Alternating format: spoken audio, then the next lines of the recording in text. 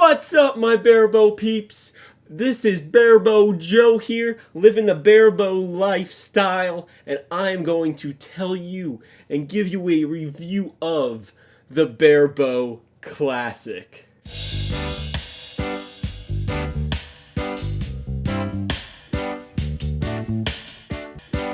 Oh, well, hello everybody. I don't know about that guy that was just here, but welcome to Short Shot Archery. Anthony here, and today I'm going to be going over the Lancaster Classic. Things that I thought ran really well, things that I think can be improved. Overall, though, this was a really great shoot, and I highly recommend you attend the 2020 Classic or any of those in the future. Definitely a fun shoot that's very well ran. And yeah, let's just jump into reviewing the Lancaster Classic. There will be some clips playing during this video. I'm not pointing out anything particular in this video. It's actually from my walkthrough video. But it just gives you an idea and a feel of the Classic because it is from the 2020 Classic. So with that, let's start off with some pros, or all the pros, all the positive points that really stuck out. Number one, of course, it was very well ran and organized. All the Lancaster staff knew what they were doing. They were very helpful in instructing, either just visitors or archers on what's going on, where you need to go, where the practice ranges were. Even though that was all very well labeled as well. So overall, nicely put together, and just a nice ease. You didn't have to wonder what's going on next. Do these people know what they're doing? That did not cross your mind at any point in time at this shoot. Second plus is the gift bag was really fantastic this year. We got a nice hat again. They actually had a very cool little card-sized can opener and multi-tool thing, all built into a credit card sized object. I think that was a great and unique way of handing out door prizes, welcome bag prizes. Thanks for signing up.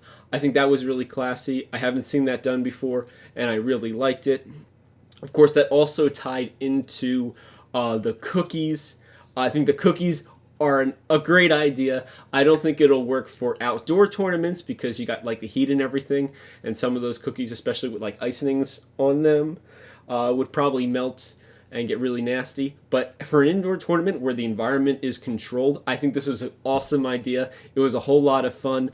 I ended up doing a review video of the cookies with my girlfriend, and you can actually see that yourself because it is up on the Short Shot Archery YouTube.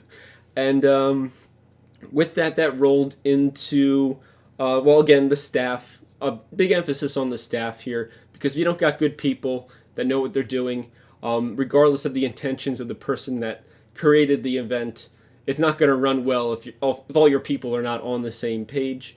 So again, big kudos to the LAS staff and anybody that was helping out with the Lancaster Classic. Very well done.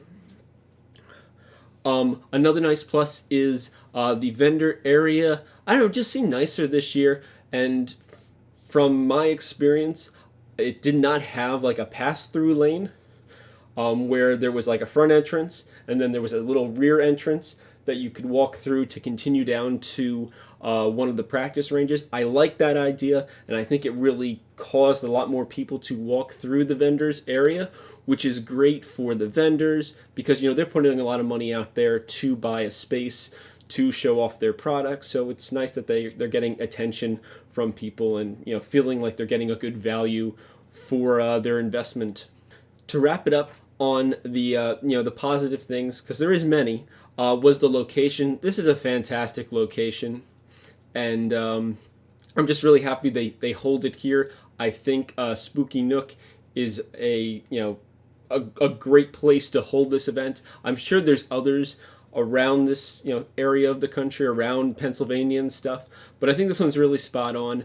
Parking seems to be really great. Again, I do stay at the hotel there every year, so maybe I don't experience the same parking things as everybody else. But at least the hotel parking is fantastic. I enjoy staying in the hotel. That way I can just walk downstairs with my bow assembled every single day, and it makes it super easy for all my camera equipment too. So a big plus on location from my experience. Now for some critiques on this event. The big one I think standing out was the scoring system. It ran pretty good until we got into the elimination matches on day 2. It was it was a mess, honestly. Like, and a lot of people were like, what's going on here? There was a lot of incorrect things that were stated. At one point, they actually had me in the finals. I shot very well at that tournament, but not well enough to make the finals. But they had me in the finals with the other top 3 archers. I think they had me in like 4th place, which was very nice of them. But I definitely I did not qualify for that, and it stayed up there for quite some time. I actually have screenshots somewhere of it because I was like, no way, because I definitely know when I got out. For me though, I did make it through the first round, and then I got out in the second, but still, it left a lot of confusion, not just for the men's recurve division, but for other divisions too. They had people all mixed up. They had some archers, a single archer shooting against 3 or 4 people at the same time. Very, very confusing, and I feel like it's something that should be solved because this scoring system's been out for a while. Like, I guess it gets updates, like anything does, but I don't know. I just feel like it should run smoother at this point because it has been used for like 3, 4, maybe 5 years now.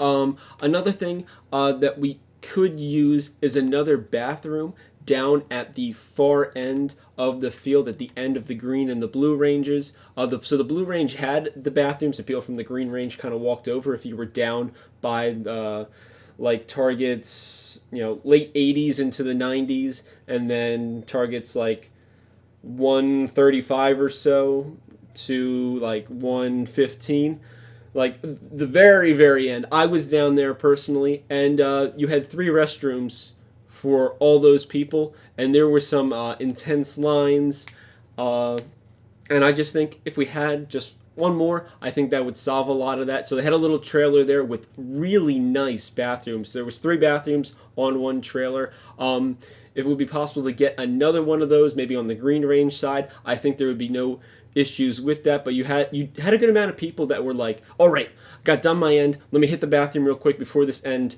finishes, and then it's like, oh, never mind, there's a huge line, so they're back and they're forth and they're back and they're forth, and they're all over the place. Just something to think about, something that I noticed, because I myself would shoot my arrows and be like, okay, the next line has to shoot, and then we go and collect. So I got some time, and again, I found myself having to like go there, notice that things were taking too long, and then come back. So something to definitely consider for the 2021 Classic.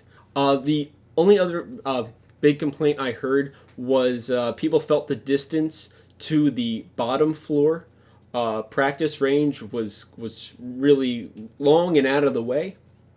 I think this is, like, in my opinion, it was a bit of a walk, but I think it's just how it's growing, because there was other rooms and stuff, and when the doors are open, I was looking into them to see what was going on. They have a lot of empty storage rooms and stuff, or just rooms filled with random stuff there at Spooky Nook. Some of it's sporting, most of it's sporting equipment and things. But I feel like as the Classic expands, we can probably fill up some of those rooms, so that walk to that bottom practice range that's kind of out of the way.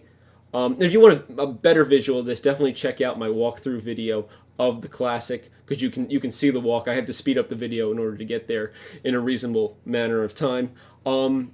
I think it'll fill in nicely as we start like taking over some of those rooms or the areas around it. But definitely for this year, it was kind of like, where's the second practice range? Because like the one is up above everybody, and it's smaller. But then the other one is definitely bigger. But yeah, it was a good hike. Definitely a better practice setup than previous years. I liked how they changed it up, and I'm really thankful for that.